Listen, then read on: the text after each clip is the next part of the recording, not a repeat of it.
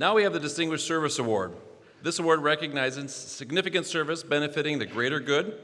This can include volunteering, philanthropic leadership, military service, or contributions to the Minnetonka Alumni Association itself. The recipient of the Distinguished Service Award goes to Corby Koehler from the class of 1991. Corby is a lieutenant colonel in the National Guard and a former City of Minnetonka police officer. He has proudly protected his neighbors, defended Minnesotans against natural disasters, and served with distinction overseas. Introducing Corby is Craig Doles from the class of 1991.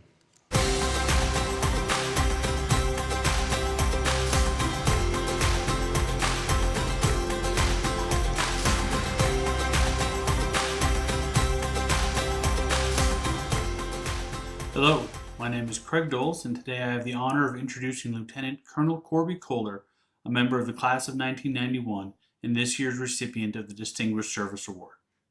Those of you that are at Minnetonka with Corby would recognize him as the tall kid in the sweatpants and Denver Broncos gear. He had an easygoing attitude and a love for all things football. After high school, Corby's first stop was Army basic training in South Carolina as a member of the Minnesota National Guard, then on to Bemidji State University for more football and a degree in criminal justice and sociology. Pursuing a dream of flying, Corby was commissioned as an Army aviation officer in 1998 and earned his wings after graduating from flight school in 1999. In 2000, he joined the Minnetonka Police Department as a patrolman, where he served his hometown for 3 years before taking a full-time position with the Guard. In addition to his flight duties, Colonel Koehler took on increasingly challenging leadership positions within the Guard. His career has been focused on both aviation and military intelligence, having served as the state's Deputy Intelligence Officer as well as an Aviation Support Facility Commander. His career has taken him around the world, including operational assignments in Kosovo, Iraq, and Kuwait. Service has been a thread running through every aspect of Corby's career, serving his community as a police officer, his state as a key leader in natural disaster response, and his country as a soldier. He has served as an advocate for fallen soldiers, spearheaded changes in intelligence doctrine that protects other pilots, and made many personal sacrifices so that the rest of us can live the safe lives we do. Retired from the Army now, Colonel Koehler continues to serve others while working as the manager of business continuity planning and non-hospital emergency management at Fairview Health Service. He now has more time to spend with his family, including watching his own son play high school football, skiing, camping, and enjoying some well-deserved downtime. It is great to see Corby receiving some well-deserved recognition for his hard work in years of service to both his community and his country.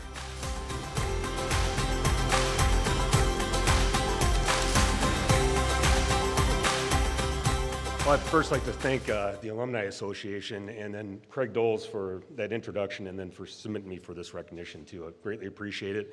And then I'm very honored and humbled to receive this recognition as they adjusted the criteria for this award to include military service. As Craig alluded to, retired about 18 months ago from the Army and the Minnesota National Guard. That was 32 years of total service and over 23 years on active duty in total.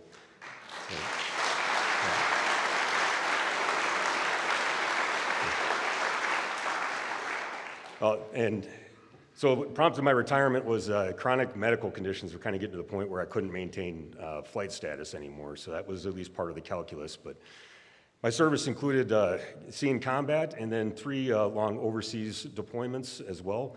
And a lot of times over a year or more, a lot of times it's recognized on what the families deal with on those long deployments. But what's not recognized often is the short notice or no notice deployments locally or across the country that you end up going on, and then all the training and exercises that you do where you're gone for weeks and months at a time. So I'd just like to take a moment to recognize my wife, Angie, my son, Tommy, who was actually a part of the Resurgent Hopkins football program. So he got a win, he was part of winning last night, and my daughter, Samantha, as well. So just thank you for putting up with all this and supporting me throughout my career. So they asked us to reflect on our time at Minnetonka, and for most Gen Zers, that doesn't seem, or Gen Xers, I should say, it doesn't seem like that long ago. And then you think about it, and it was, well, 1990s was a long time ago. But I came away with 3 things that I think that put me here today, and it starts with Finger Hut, which that may sound weird, but stay with me here. So my sister and I, we grew up in Cedar Rapids, Iowa. We were in a single-parent home, living off of welfare. My mom diligently got herself a college degree during that time frame. And then she got her first post-college job here at Finger Hut, and that's what dropped us into the school system in 1986. And I think even back then it was rated as like amongst the best in the state. So we were very fortunate on that side. And even though I was a pretty average student for the most part, the education foundation that I got from being at this school set me up for future success and eventually led to 5 degrees, if you can believe that. And I know most of my teachers probably wouldn't believe that.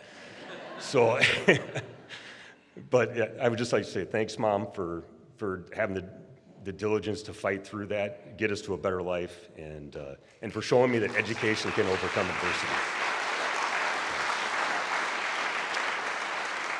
The second thing is, and Craig alluded to, is football. That was my absolute passion all through high school. I think we played pickup football whenever we could.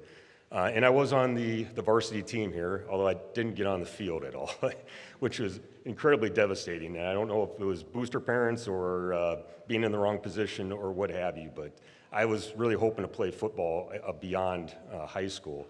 And if you know the percentages, that's very low. It's like 7% of all high school players play college football at any level. And then if you're not getting on the field, I think that's closer to 0. So, but I did my basic training and my advanced training and pushed to Bemidji State University thanks to Dr. Terrodes. It ended up being a phenomenal choice. But I was undaunted, so I decided to walk on to the football team there. And I would walk on, start at wide receiver, and then earn a scholarship, and then go on to play 4 years at the Division II level, followed by 6 years of semi-pro football too. So, but I don't bring that up as a kind of a callback, but what that did at a time when I hadn't had a whole lot of wins at that point, that gave me the confidence to go on after another life dream, which was becoming an Army helicopter pilot. And then obviously succeeded on that, but I don't think I would have got there without having that success with football.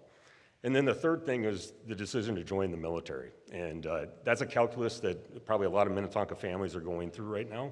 Even though we had fought and got out of poverty, we had gotten to the point where we were just above the threshold for qualifying for any aid. So I was going to need a lot of help to be able to afford college. And I looked at all the different services, and for me, the Army National Guard seemed to be the best fit. So I joined during the Gulf War, shipped off to basic training a week after graduation, and then would go on to serve 32 years. But so the takeaway really was that between the football scholarship and the Guard benefits, that was enough to cover college for me for the most part. I came out with hardly any debt. And the other great benefit was between having to maintain eligibility and the requirements to get my educational benefits. That is where I ended up really just being able to stay on track and graduate on time. So kind of just to conclude, it was really the Army was a great fit for me. It was a great decision. I'm glad I did it. The military is not for everyone, but I will tell you everybody can benefit from it, and I will especially say young adults, because I don't think anybody teaches discipline and leadership better than the military does. And so I would highly recommend that any youngster consider joining the military at some point during their young adulthood. And I'm available here locally, so if anybody's looking for any advice or counsel on that, I'd be happy to provide that. And I just want to thank everyone for this. I'm very honored and humbled to receive this award. Thank you.